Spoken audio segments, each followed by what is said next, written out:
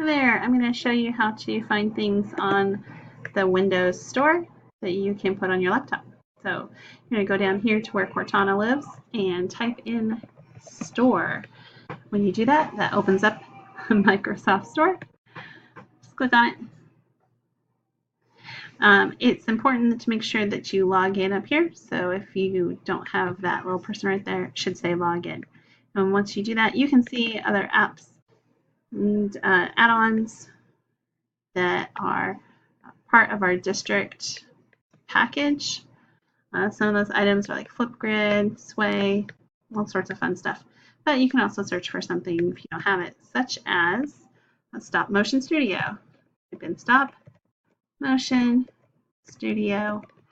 And then this is the free app. The Pro app costs $2, but the free app does a lot of fun stuff too. Students can also download it as well. So just click there and then click Get.